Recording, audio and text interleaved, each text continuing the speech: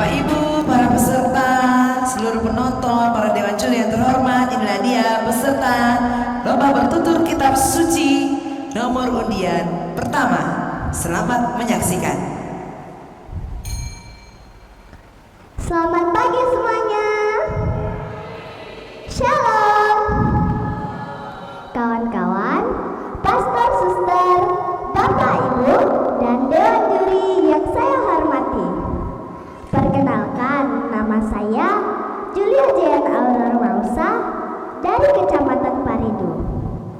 Hari ini saya akan menuturkan tutur kitab suci yang diambil dari perikop Injil Lukas bab 15 ayat 11 sampai dengan ayat 32 dengan tema perumpamaan tentang anak yang hilang dan sikap kesetiaan Allah yang menantikan kedatangan anaknya kembali kepadanya.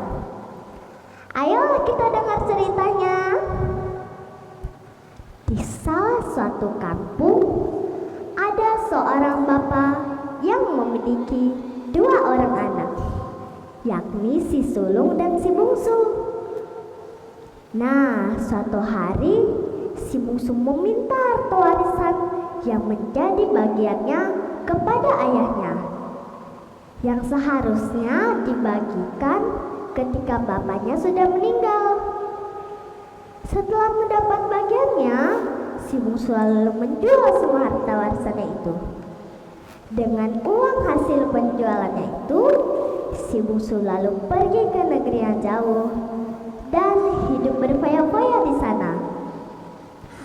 Pada saat uangnya habis, hidupnya menjadi susah dan bertambah susah ketika negeri yang si bungsu tempati itu mengalami bencana kelaparan.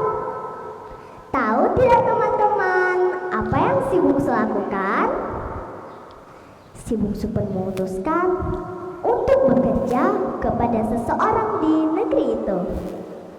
Orang itu menerima si bungsu dan menyuruhnya untuk pergi ke ladang dan menjaga babi milik orang tersebut.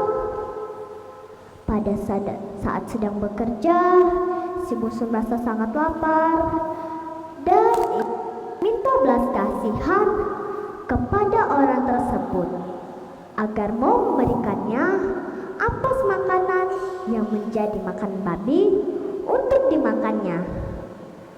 Tetapi orang tersebut tidak mau memberikannya. Si bungsu menjadi sedih dan timbullah rasa penyesalannya. Ia menyesal akan tindakannya yang meminta harta warisan dan pergi dari rumah ayahnya. Karena ketika si bungsu berada di negeri tersebut, si bungsu hanya bisa menikmati kebahagiaan sebentar saja dan hidup melarat setelahnya. Padahal jika si bungsu tidak pergi dari rumah ayahnya, ia tidak perlu menderita seperti ini. Dan akhirnya pun si bungsu memutuskan untuk pulang kembali ke rumah ayahnya. Tetapi tujuan si bungsu kembali adalah untuk menjadi pekerja dari ayahnya. Karena si bungsu berpikir pasti ayahnya tidak akan mau menerimanya lagi sebagai anaknya. Apalagi setelah perlakuannya itu terhadap ayahnya. Namun yang terjadi sungguh di luar perkiraannya.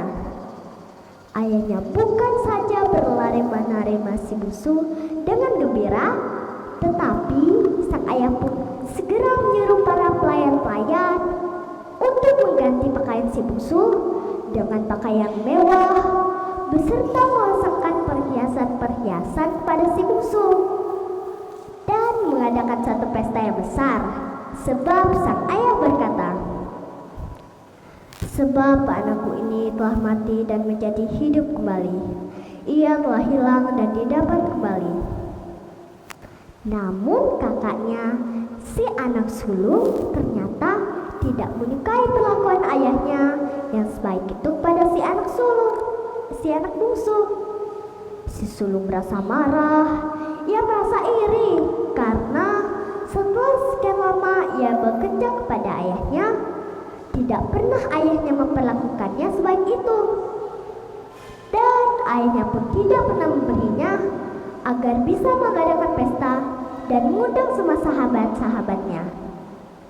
Karena itu, kemudian sang ayah datang pada si sulung dan menjelaskan bahwa ayahnya tidak pernah menutup mata akan hal-hal yang si sulung lakukan untuk dirinya. Karena semua yang dipunyai ayahnya juga kepunyaan si sulung. Dan ayahnya pun menjelaskan pada si sulung bahwa sudah sepatutnya sang anak sulung ini ikut berbahagia bersama ayahnya, karena yang pulang adalah adiknya sendiri. Nah, demikianlah kisah perumpamaan tentang anak yang hilang ini. Pesan untuk kita semua, perumpamaan tentang anak yang hilang ini adalah suatu perumpamaan yang sering dipakai untuk menggambarkan kesetiaan Allah, yang sering digambarkan sebagai Allah Bapa yang baik, yang tidak pernah berubah, sekalipun umatnya digambarkan sebagai anak, sering menyakiti hatinya dan meninggalkannya untuk menikmati kesenangan duniawi, digambarkan sebagai negeri yang jauh. Tuhan Yesus hendak menekankan bahwa seindah-indahnya kenikmatan duniawi yang dapat dipandang mata, suatu saat itu akan berbalik menjadi jerat yang akan membuat seseorang meninggalkan Tuhan. Apabila kenikmatan itu dikejar melebihi apapun, kenikmatan Bapa yang baik. Yesus juga secara tidak langsung menyatakan bahwa tempat tinggal manusia yang sesungguhnya adalah berada di rumah Bapa, dalam artian selalu bersekutu dan berhubungan dengan Tuhan. Sebab dengan tinggal di satu rumah yang sama, semua orang ada di dalamnya akan memiliki hubungan yang kuat satu sama lain. Tuhan tidak ingin umatnya mencoba mengais-ngais kesenangan duniawi. Padahal di dalam persekutuan dengan Dia, Tuhan hendak menyediakan kesenangan sejati yang berlimpah. Sebaliknya, anak yang sulung ini pun tidak memiliki kasih, karena menuntut penghargaan demi penghargaan dari bapaknya. Ia bekerja hanya untuk dirinya sendiri, walaupun si sulung selalu bersama bapaknya di rumah. Oh iya, ada sebuah lagu loh yang mengingatkan kita pada kisah ini.